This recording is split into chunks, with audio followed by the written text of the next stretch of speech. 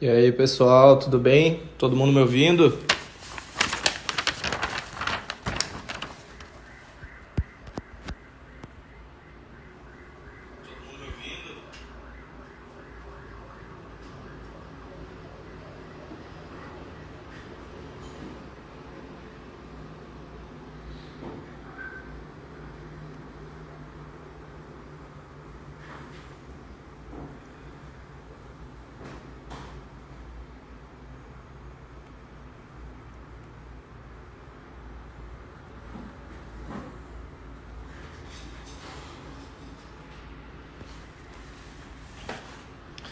Olá, olá, olá. E aí, Dani? Olha aí, Caicão. Boa.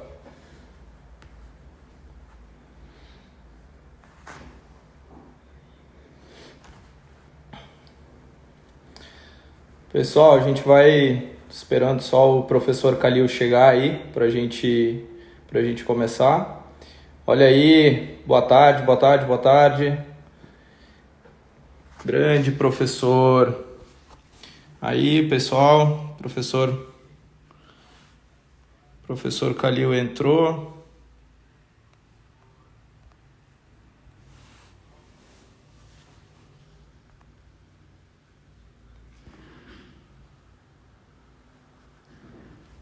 Olha, Lu, tudo bem, Lu?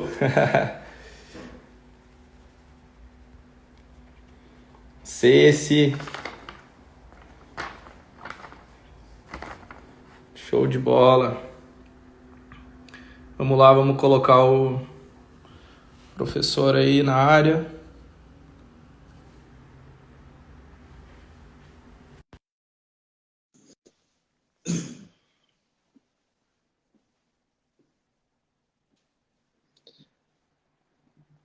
Cara, Fala, tudo João. bem? E aí, professor, tudo bem? Tudo jóia? Tudo tranquilo, Maravilha. tudo na santa. Ah, coisa boa. E aí, acompanhou o mercado hoje? Então, Mandetta foi demitido, né? Pois é, já tava na expectativa, né? A gente achou que no fim das contas ele ia acabar saindo até um pouco mais cedo, né? Mas Uhum. que esperavam uma atitude diferente aí dele ao longo desses últimos dias e não acabou acontecendo, acabou saindo, né? Vamos ver, tomara que Faz entre alguém parte. aí um pouco mais flexível, né? De repente, pelo menos para conseguir se acertar com o governo, que eu acho que é um ponto bem importante. Então, o que eu vejo nesse aspecto é o seguinte, tá? Uma coisa que eu acho que é importante dizer para todo mundo é que política e economia andam lado a lado. Uma coisa não Sim. existe sem a outra, né? Saúde e economia, uma coisa não existe sem a outra. Então, aquela discussão inicial, né, que tiveram, mas deixa a economia morrer ou deixa as pessoas morrerem? É uma Uhum. discussão um tanto tola, né? Colocaram Uhum. assim como uma escolha de Sofia, né? Sim. E, enfim, não tem nada a ver uma coisa com a outra. O que paga a saúde é a economia. E a Sim. economia é formada por pessoas saudáveis. Então, quer dizer, Uhum. uma coisa sem a outra não existe. Você tem que realmente arrumar um meio, tá? Algo que eu sei que não é o tema aqui da, da nossa live, Não, mas faz mas parte, faz assim, parte. o que eu acho importante dizer é o seguinte, cara, eu vi uns dados hoje da cidade de São Paulo, né? Eu moro em São Uhum. Paulo, é, essa história de. Porque a televisão começou a mostrar as pessoas que estavam morrendo no Santa Maggiore. Né? No Santa Uhum. Maggiore é um hospital particular aqui em São Paulo, de Sim. alto nível, tá? Uhum. É, que é de um plano de saúde, né? E é de um plano de saúde que não é barato, tá? Sim. Então começaram a mostrar, pô, o cara que viajou da Itália, o cara que isso, que aquilo e tal, e lá estão morrendo todo mundo, né? E aí Uhum. fizeram, parecia que era aquilo que estava acontecendo. E agora, né, as pessoas que estão na rua, quem são? Outro dia eu saí, fui um pouco mais longe e eu comentei com as pessoas o seguinte, olha, eu só vi gente pobre na rua, tá? Sim. Então era o porteiro, o faxineiro, né? O cara que, fora o médico, o pessoal do Uhum. hospital, né? Assim, Sim, o motorista de ônibus, o motorista de aplicativo, o motoboy que estava fazendo entrega, entendeu? Quer dizer, essa gente de empregos menos remunerados, de menor qualificação, tá todo mundo na rua. sim. Até a construção civil foi considerado essencial, né? Uhum. Enfim, não deixaram obra parar. Por quê? Porque Sim, é para manutenção de emprego mesmo, sim. ok? Esse pessoal, cara, agora veio um mapa hoje na hora do almoço no SPTV, né, mostrando aonde que estão os casos de infecção e de morte em São Paulo. Só está em bairro periférico, em Sim. bairro mais pobre, né? Ou seja, então esse pessoal que foi para a rua, que está trabalhando, está se contaminando. E é justamente o pessoal que não tem atendimento, tá? Exato. É, a coisa aqui está ficando feia, viu? Todas É. as UTIs aí da.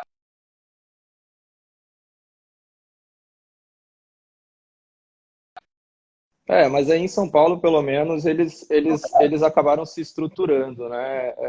Eles estão com essas questões dos hospitais de campanha, mas isso que tu falou, isso é extremamente importante, assim, até para o que a gente vai falar mais para frente, que é essa questão realmente desse link entre saúde e economia, né? O Brasil ele tem uma condição hoje que ela é diferente da condição da Itália, economicamente falando, né? Que é diferente da condição dos Estados Unidos, que é diferente da condição do Reino Unido, e isso tem que ser observado dentro das condições para tratar desse fator dessa pandemia, né? O Brasil não tem condições de ficar por um lockdown muito extenso de 60, 90 dias, né? As empresas não têm, muita empresa aí, principalmente as micros e pequenas empresas, trabalham com fluxo zero de caixa, né? Então elas recebem para pagar as contas dos meses e esse é o setor que mais emprega no Brasil. Então, quando a gente ressalta essa questão do problema da economia, né, não é que a gente está deixando de lado a questão das vidas, as vidas elas são importantes, mas a gente vai ter daqui para frente, talvez a gente tenha dois problemas, né? Então, como é uma coisa muito incerta ainda, a gente vai começar a ver o problema do desemprego, a gente vai começar a ver o problema das pessoas da periferia, como tu bem exemplificou, que ainda estão na rua e estão se contaminando, né? Justamente porque precisam, né, trabalhar para levar seu sustento para casa e não podem parar, de, de juntar com isso, né, a uma situação econômica muito desfavorável. E aí vão vir picos, né, mais agressivos da doença numa época, por exemplo, aqui no Rio Grande do Sul, já começou a esfriar.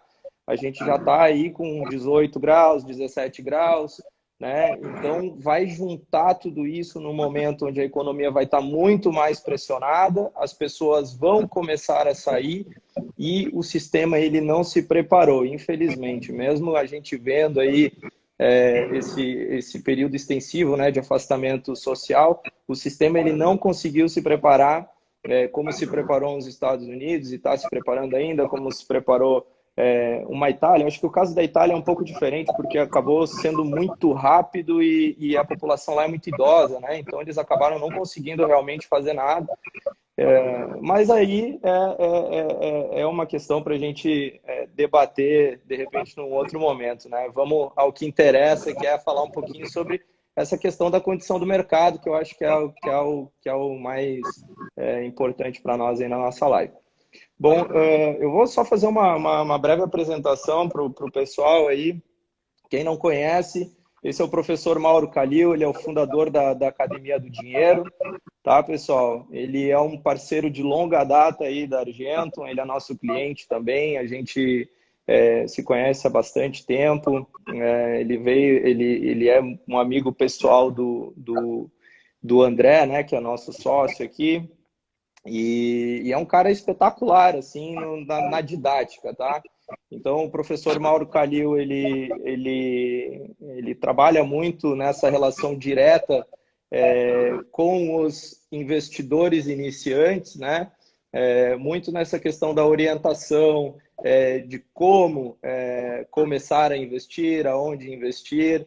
E aí a gente trabalha em conjunto fazendo a assessoria, né, uma coisa mais específica realmente desses clientes que o procuram para fazer. Então, professor, bem-vindo, tá? Prazer enorme aí estar participando dessa conversa contigo. Eu que agradeço, meu caro. Tu é uma referência Eu aí que para nós. agradeço. E acredito que a gente vai conseguir contribuir bastante aí para o pessoal com um bom bate-papo sobre o mercado, né? Então, vamos lá. Muito bom. Qual a sua primeira pergunta, meu querido? Você quer saber se a bolsa vai subir ou cair? O que eu queria entender, assim, professor, é para ser uma coisa bem descontraída, tá? Não tentar levar para o lado mais técnico da coisa, né? Mais para a gente poder realmente conversar. Eu queria entender como que esse cenário, né, influencia na decisão das pessoas na hora de comprar ou não, ou na decisão de tipo assim, eu tenho uma renda fixa lá, quanto que essa renda fixa está me rendendo, compensa eu trocar por uma ação, de repente uma ação que me pague dividendos, como que isso afeta nesse tipo de decisão, essa questão toda que a gente está vivendo aí de crise realmente, para o pessoal que está realmente querendo sair desses investimentos mais conservadores e entrar na renda variável. Tá, vamos.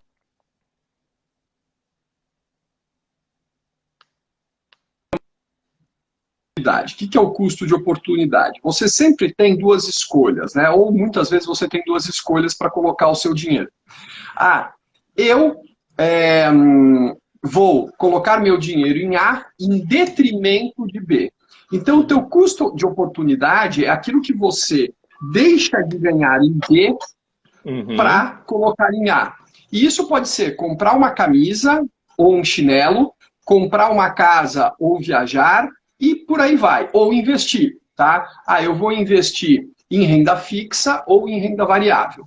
Quando você opta por um ou por outro, você está abdicando. No caso dos investimentos, você pode colocar, vou colocar metade na renda fixa, metade na renda variável, né? Ainda assim, você tem um custo de oportunidade aqui duplo, né? Porque o teu custo de oportunidade de investir na renda variável é deixar a renda fixa de lado, o teu custo de investir na renda fixa é deixar a renda variável de lado, ok? Tá. Quando a gente fala hoje de Selic, né, ou de taxa de juros básica, Selic é o que a gente fala, né, que é o Sistema Especial de Liquidação e Custódia, que é onde são negociados os títulos públicos, ok? A gente tem 3,65 ao ano, né, tô certo, né? Tá. E quando a gente tira 15% de imposto de renda, eu tirei 15%, tá? O que 15% é só depois de 2 anos de investimento. Mas eu tirei 15% para ninguém falar a conta pode ser essa, pode ser outra. Então, né, fui para um patamar mais amigável. Tá? A gente fica com 3,10% ao ano. Tá? Então, hoje, se você falar assim, bom, eu vou investir em algum lugar para receber 3,10% ao ano, você pode sim formar uma carteira de empresas pagadoras de dividendos que você vai ter 50% a mais do que isso. Tá?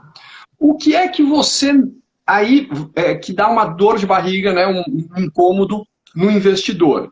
É que quando ele coloca lá no Tesouro Direto, ele vê que ele colocou 100 mil e no final do ano ele tem R$ 103.100, ok? Perfeito. Quando uma pessoa compra 100 mil reais em uma carteira diversificada de ações, pode ser que no final do ano ele tenha 98 mil reais, ou 90 mil reais, ou 85 mil reais, só que ele vai receber os mesmos 3.100 de dividendos. Tá? Perfeito. Então, quando ele para e fala assim, não, mas espera aí, você recebeu 3.100, você recebeu o mesmo juro. Aí fala, mas eu tenho menos dinheiro. Calma, tá? O que acontece aqui é o seguinte, você tem menos dinheiro sim, mas não tem menos patrimônio. Esse é o ponto. Tá? Na renda fixa, se você retira aqueles juros e fica só com os 100 mil investido, você tem menos patrimônio. E aí a pessoa, não, peraí, agora você me deu um nó na cabeça. Porque se as ações que valiam 100 mil agora valem 90 mil, como que você está me dizendo que eu tenho menos patrimônio?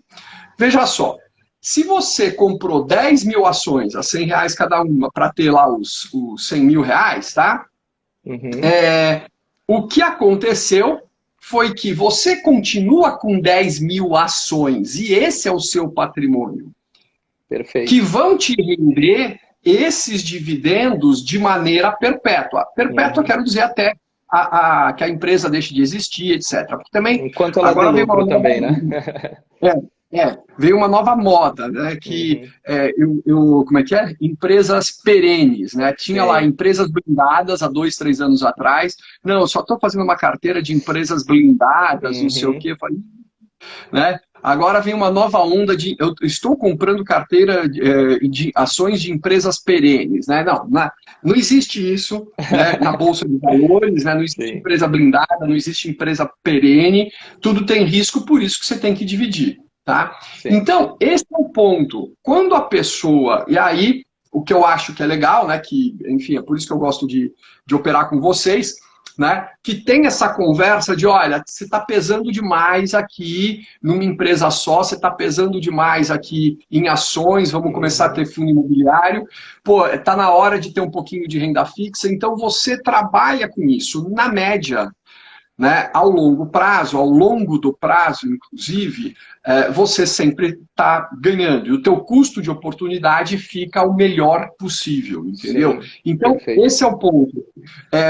Uma coisa que eu vejo, Tuan, que é assim, que é ruim, né, principalmente para quem está começando, por isso que a gente está com esse curso aí de iniciação ao mercado de ações, as pessoas elas buscam sempre uma resposta única e pronta, que é qual é a melhor ação, quais são as boas ações para eu investir agora. Né? Exato.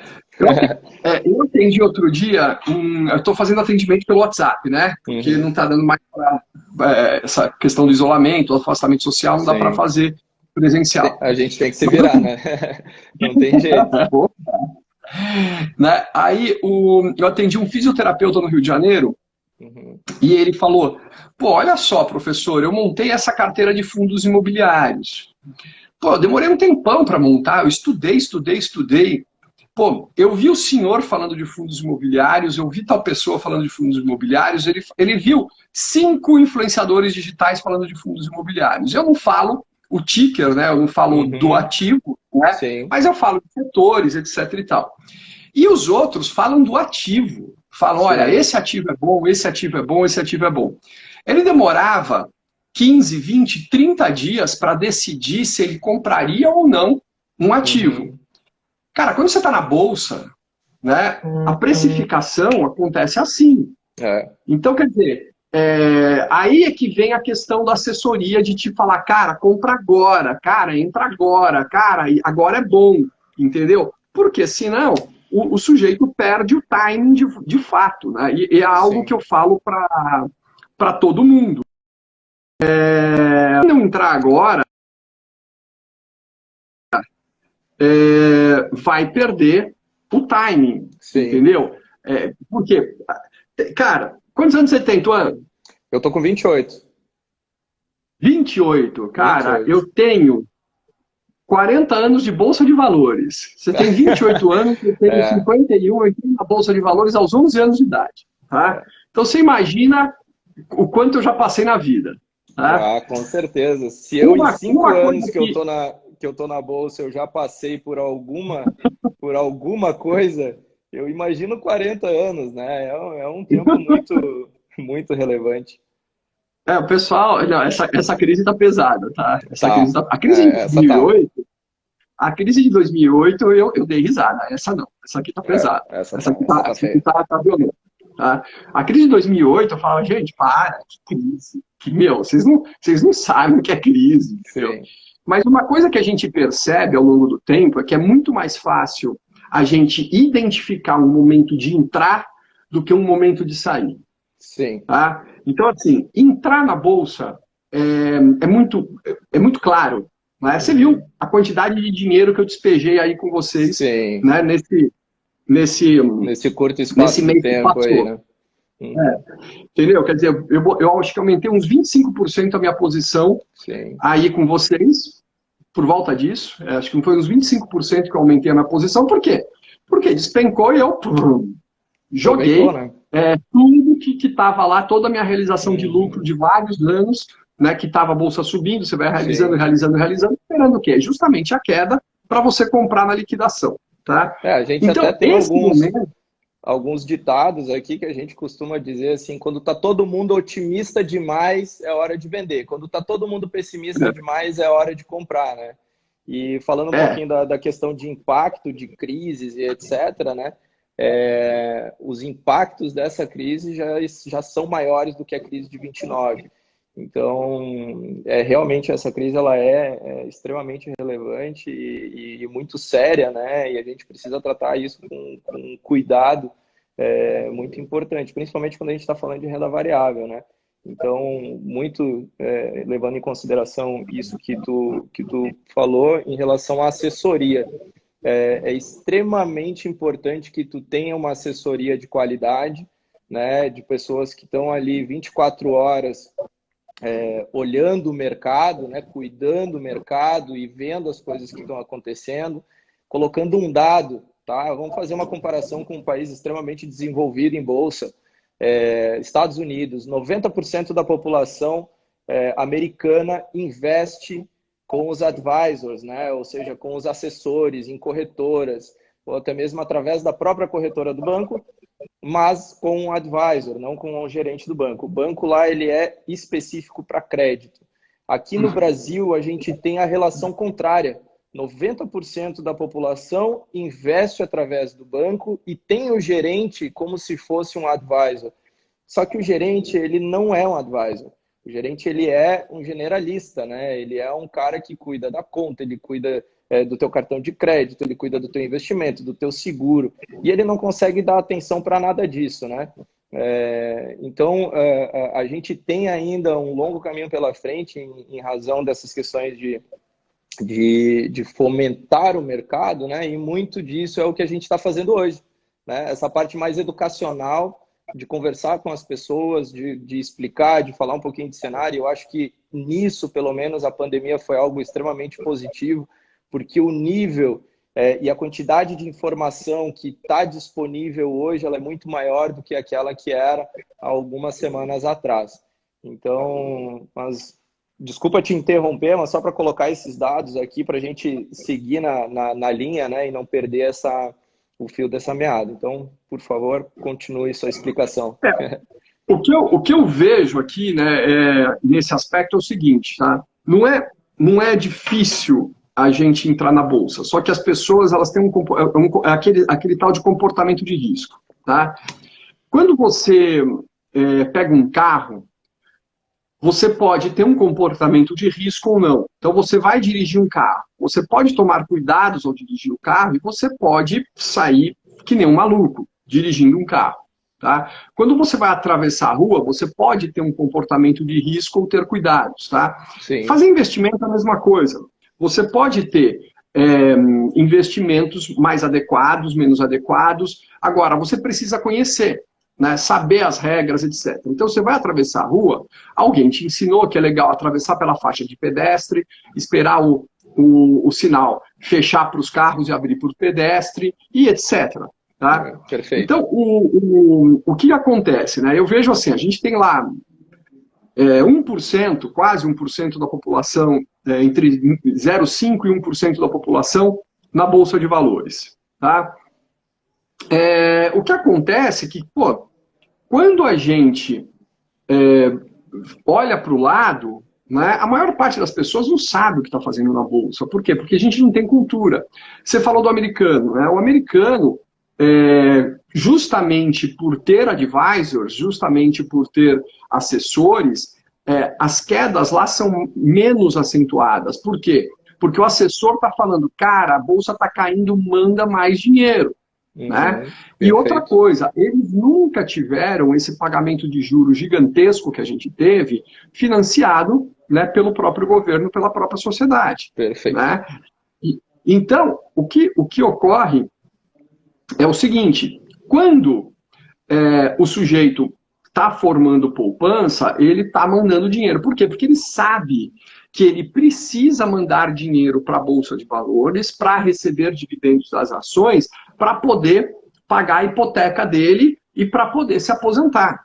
Uhum. Né? Aqui as pessoas ainda sonham com INSS e com planos de previdência. O plano de previdência é o plano B que já necessita de um plano C. Sim. Então, quando a pessoa entra no plano de previdência, eu não estou falando para não ter plano de previdência, muito pelo contrário, tá? Eu acho que se você só tiver o INSS, aí sim você está perdido, tá? Se você só tiver a sua aposentadoria pública, está perdido, ok?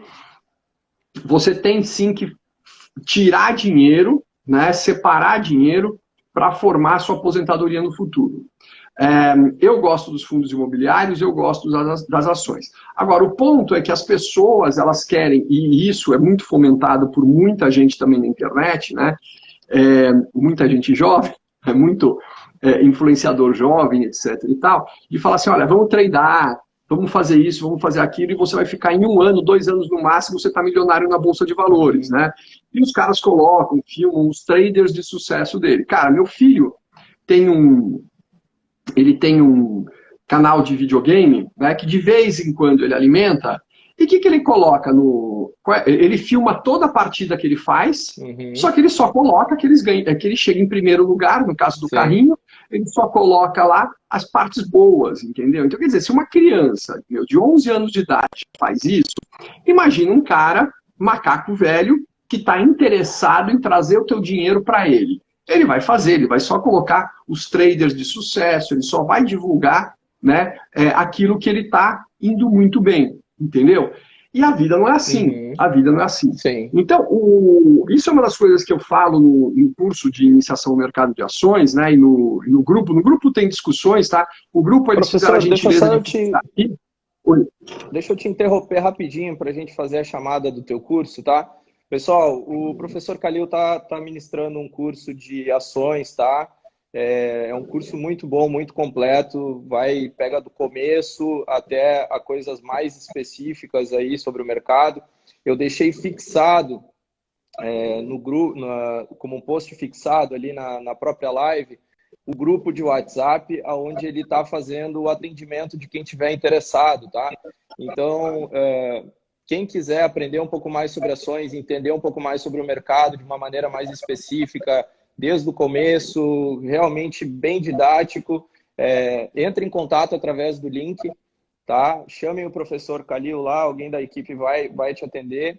E aí a gente também a gente está junto nessa, né? Então, os clientes, aqueles que realmente começarem a operar e quiserem ter uma assessoria mais específica, vai ter assessoria da Argentum, tá? Então a gente já fica bem alinhado quanto a isso, tá? O link está aí fixado, tá nos comentários. Quem tiver interesse, é só chamar o professor ali. Beleza? Pode tacar a pau aí, professor. Então, então, nesse grupo, o que a gente faz? A gente tira dúvidas desse pessoal iniciante, porque o maior problema das pessoas não entrarem, e não é um problema, é uma coisa real, é o medo do desconhecido, né? Então, assim, pô, se você... Hoje existe GPS, né? Mas houve um dia em que não existia GPS, né? Então, se você pegava uma estrada, se você ia para algum bairro, uma rua que você nunca conheceu, que você nunca passou, cara, você iria por indicações e você fica assim, né, um pouco aflito, etc e tal, né? Pô, onde é que eu estou entrando? Será que é aqui? Será que não é? Etc. Né? Então, agora, você precisa saber que existe rua, que existe mão e contramão, que existem regras de trânsito, etc. Esse curso te mostra isso. Quais são as regras, qual é a dinâmica do mercado de ações, tá? Agora, voltando à metáfora, né, a analogia de caminhar, de chegar a algum destino. Cara, você vai chegar em algum lugar e falar, pô, será que eu me perdi ou será que eu não me perdi? Deixa eu perguntar lá no posto de gasolina, deixa eu perguntar na padaria ou naquele bar, ou para aquele cara que está ali parado. Esse é o assessor. Entendeu? Então, assim, então tá, eu sei como dirigir, eu sei quais são as regras de trânsito, eu sei que existe mão e contramão, me deram umas indicações, mas onde eu quero chegar? Eu vou precisar pedir informações. Né? Então, você vai ter que parar no posto de gasolina para pedir. Legal. Onde você quer chegar com os teus investimentos? Pergunta para o assessor. Tá? Pergunta para o assessor, porque isso é bom. Né? Eu muitas vezes pergunto para vocês, né? Olha, tem isso aqui e tal, não sei o quê, me dá mais uma opinião aí. Eu gosto de ter uma segunda, uma terceira, uma quarta opinião, enfim, né? Eu gosto de ler, etc e tal. Então, nesse aspecto, é muito, muito, muito importante que as pessoas entendam, né, que uma coisa está sozinho, tá? Eu tenho uma crítica, entre aspas, tá? Aquelas corretoras, né, que fazem corretagem de graça. Né? Uhum. Enfim, o que acontece é o seguinte, é um modelo de negócio. Tá? Esse modelo de negócio de corretagem gratuita olha, coloca a gente aqui dentro, né, deixa a corretagem gratuita, não importa o que o cara faça, né, ele vai colocando dinheiro, ele vê um curso aqui, ele vê uma opinião ali, ele entra num fundo lá, e a quantidade é que nos sustenta. Sim. Né? Muitas delas, inclusive, são deficitárias. Tá? Toda corretora, não sei se as pessoas sabem, mas elas são obrigadas, de capital aberto ou não, elas são obrigadas a publicar os seus balanços no Banco Central. E aí você entra lá e puxa. Tá? Tudo bem que o arquivo é uma droga, né?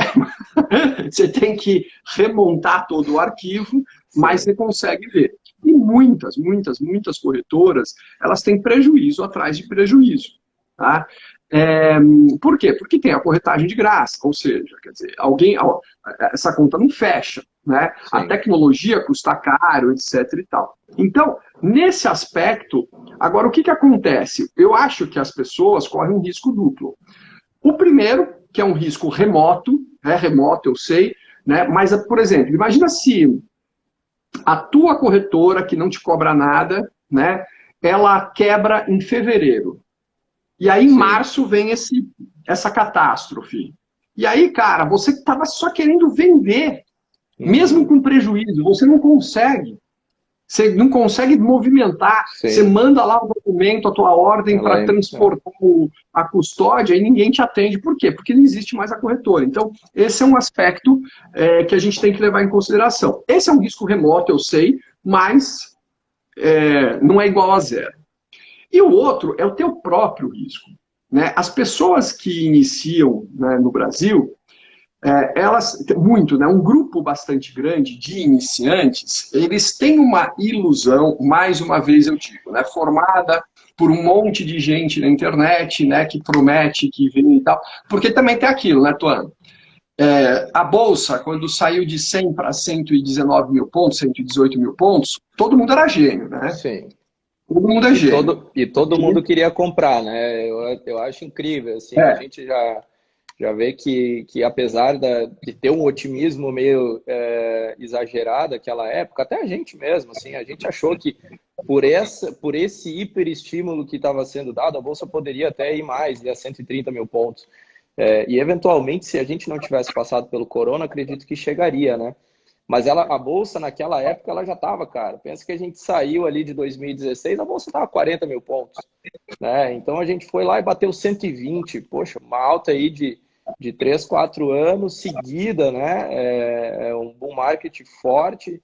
Então, realmente, essa questão é fundamental. E muito dessa propagação em relação aos influenciadores, né? Nessa mesma época, incrível, né? Por ter sido nessa mesma época aí, eu acho que 2019 foi o ano que a gente mais viu influenciadores crescendo, né? Principalmente nessa área do mercado financeiro, e muito em decorrência disso, né? Mas continue Não, é o que eu sempre digo, né? Assim, eu recebi até um rap, né? Falando assim, o meu influenciador já não está mais postando a carteira dele na internet. O que aconteceu? Entendeu? É complicado. É complicado, é Enfim, exatamente isso. então, é bem louco isso, é bem louco. Então, o que acontece é o seguinte, né? Quando a bolsa está indo para cima, cara, eu dou aula de bolsa de valores desde 2006, tá? Pelo Instituto Nacional de Investidores. E naquela época eu falava para as pessoas, eu falava, gente, de 2002 a 2006, a minha sobrinha tinha 8, 9, 10 anos de idade, sei lá, quando eu dava aula, naquela época, é, eu falava, pô, se eu pegar aqui um flip chart e colocar todas as empresas do índice Bovespa e der 10 dardos para ela e falar, ó, acerta lá pro tio, cara, todo mundo é gênio. A minha Sim, sobrinha vai ter um desempenho formidável. E ela tinha, acho que, 7, 9 anos de idade lá, por volta disso. Tá? Então, quer dizer, quando está indo para cima, todo mundo é guru, todo mundo é gênio, todo mundo é fantástico. Né? todo mundo acerta, E né? eu, claro, né? Agora, o que acontece, tá? O bom profissional de investimento, ele procura ver o futuro. Ele tem que estar um passo à frente. Ele não olha para trás, em hipótese alguma. Tá? Sim, Ele é como um comandante de um navio. Ele tem que olhar aonde ele vai chegar. Fala assim, olha, eu quero chegar aqui. Né? Então, qual é o cenário mais provável que eu tenho aqui para frente? Né? Então, por exemplo, tem um vídeo meu que vai subir no canal do YouTube, no YouTube da Academia do Dinheiro, em que eu mostro uma pesquisa da Bain Company que fala de 4 blocos de negócios, tá? Um bloco é assim, ó, um bloco de negócio que despencou, né, por causa do corona e que não deve voltar muito rápido, deve demorar muitos anos para se recuperar. Um outro bloco que despencou, mas deve voltar à normalidade razoavelmente rápido. sim. Um terceiro bloco que subiu, mas deve voltar à normalidade também. Então, esse daí que está faturando muito agora vai cair. E um último bloco que disparou e deve manter lá em cima. Tá?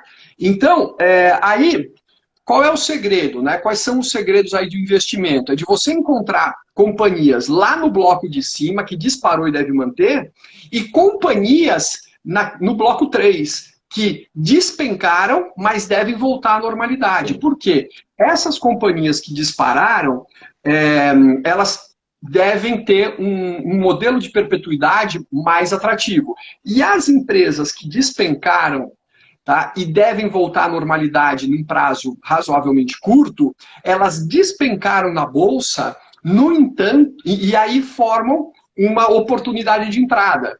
Por quê? Porque o balanço dela vai se recuperar logo. Sim. E aí você vai faturar muito rápido.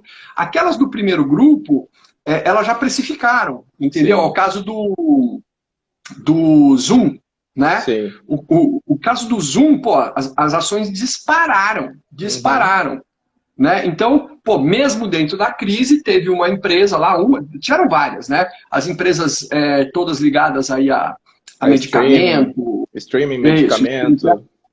elas já dispararam, né? Uhum. Então, e aí elas já precificaram também, então não caíram tanto assim. Enfim, então, esse é o ponto que eu vejo que o iniciante, ele demora para chegar nisso, tá? Por Uhum. isso que a gente auxilia as pessoas, né, a primeiro entender e depois verificar o que é melhor para elas. Aí voltando, né, à metáfora do carro. Você aprendeu a dirigir, você sabe dirigir.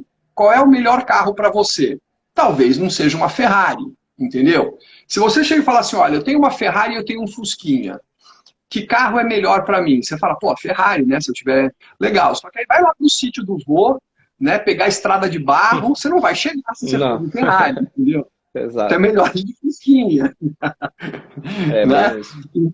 Entendeu? Você tem que entender o que é melhor para você. Uhum. E as pessoas, e isso é no mundo do investimento, até na sua roupa que você veste. Sim. Nos investimentos não é diferente. Tá? Então, e aí mais uma vez, né? E eu estou falando isso, não é.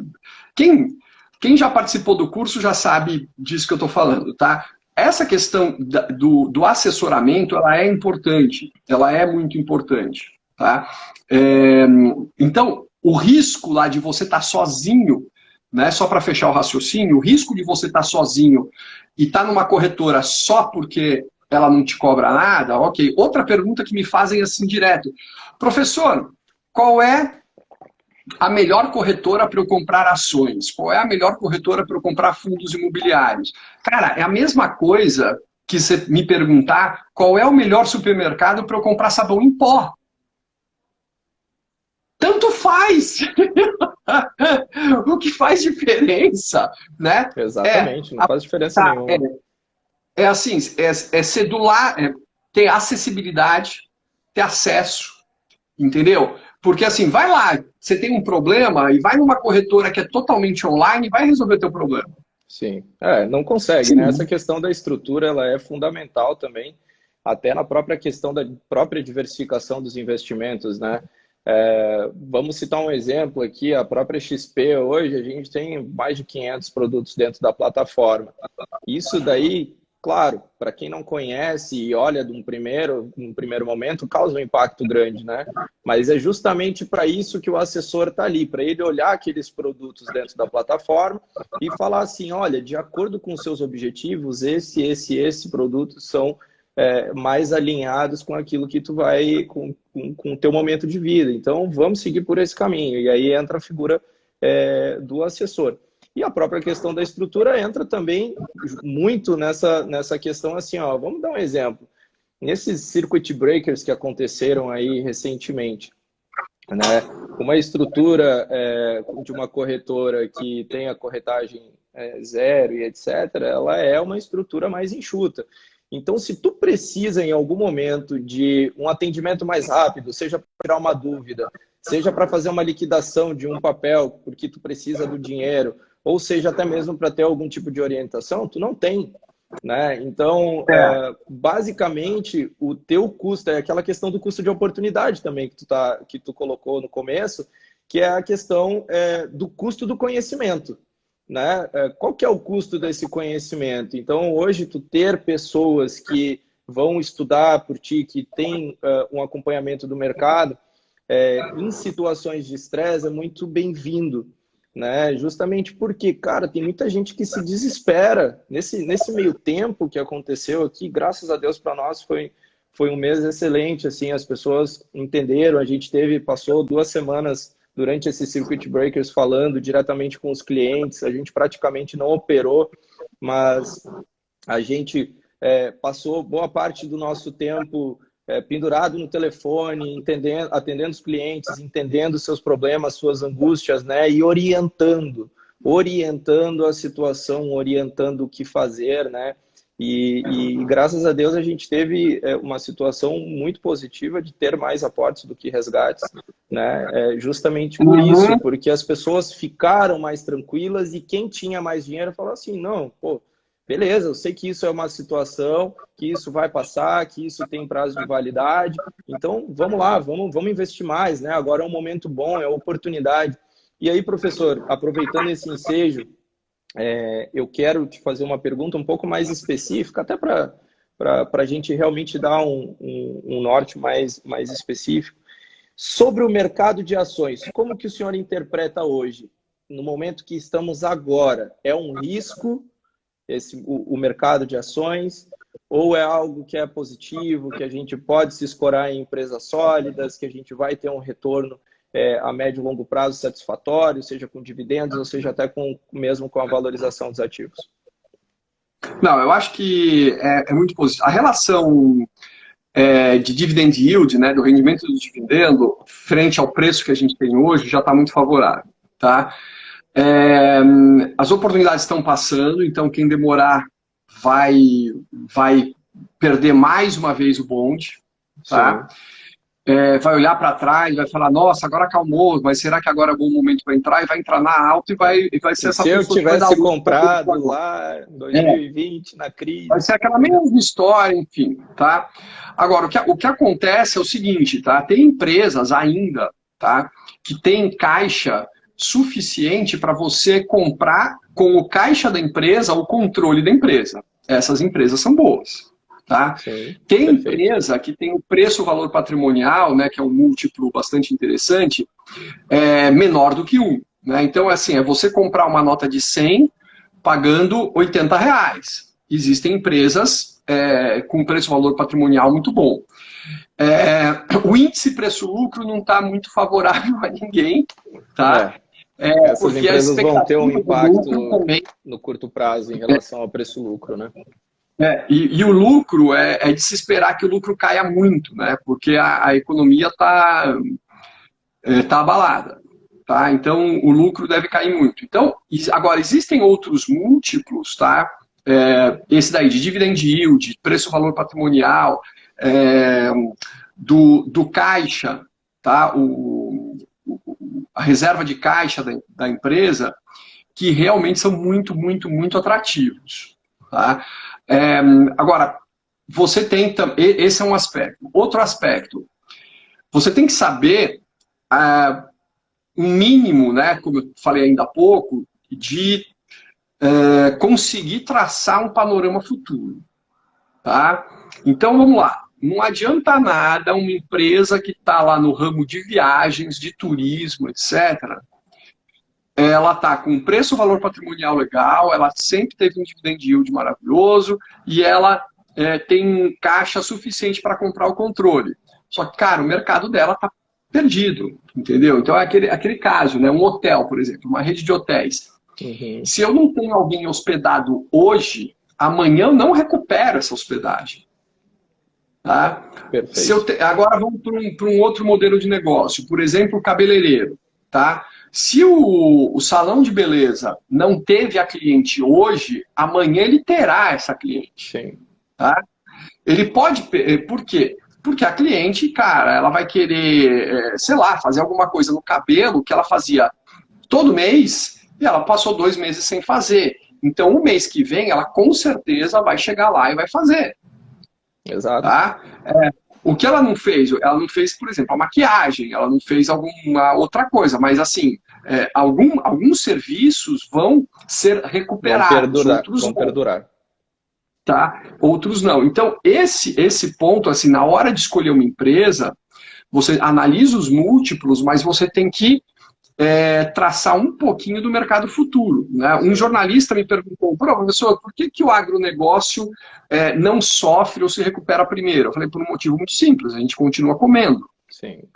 Né? Então, empresas de proteína animal, de proteína vegetal, etc., de verdade, assim, as pessoas elas podem parar de comer croissant, elas podem parar de tomar um vinho de R$ 200 a garrafa, tá? Agora, a água ela não vai parar de beber, né? E arroz e feijão e macarrão, né? E massa e carne e ovo ela não vai parar de comer.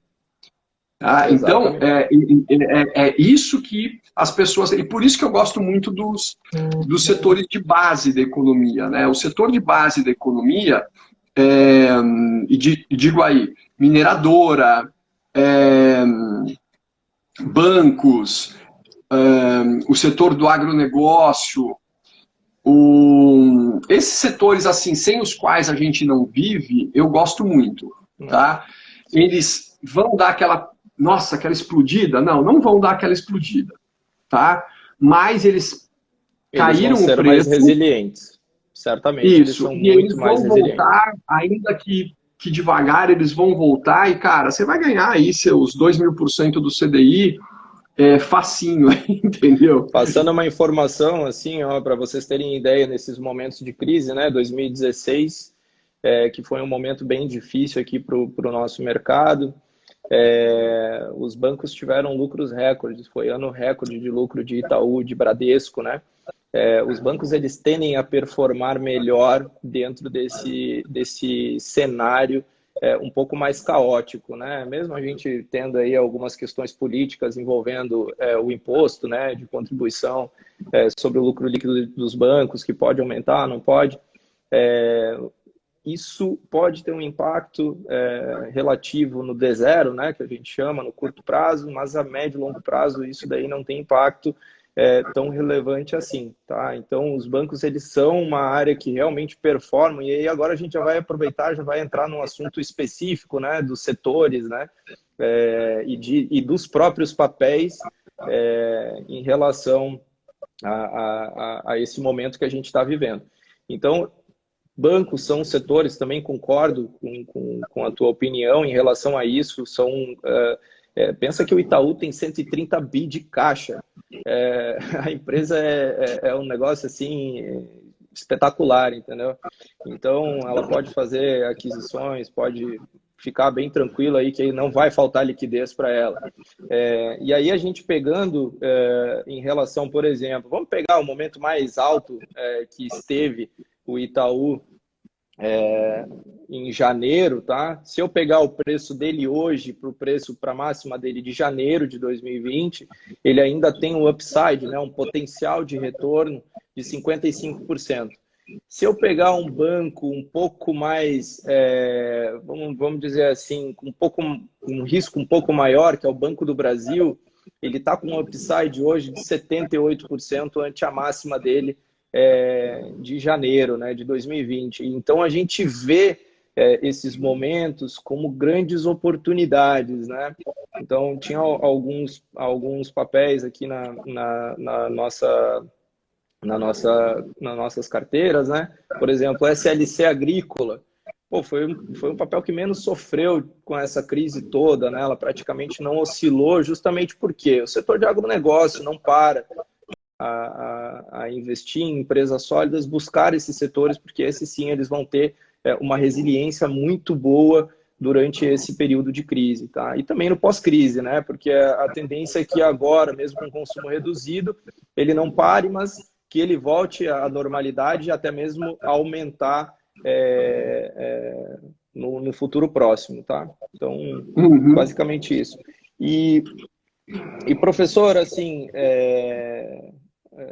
sobre essas questões em relação a essa injeção de liquidez dos bancos centrais, Banco Central americano, o próprio Banco Central brasileiro, tá? E aqui eu vou trazer alguns números. Os Estados Unidos, eles têm já 4 trilhões que já foram aprovados, tá, em medidas, e tem um pacote de mais 2,2 trilhões que deve ser aprovado em breve, né? Já está lá para apreciação.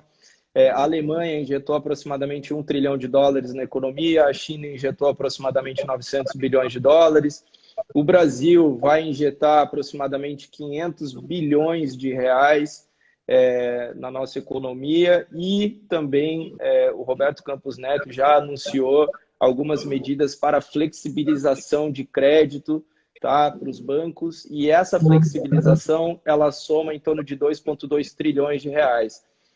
Como é que o senhor vê esse dinheiro todo, né, numa pós-pandemia, onde as coisas já estejam mais organizadas? Como é que você vê o impacto desse dinheiro todo no mercado em relação às empresas?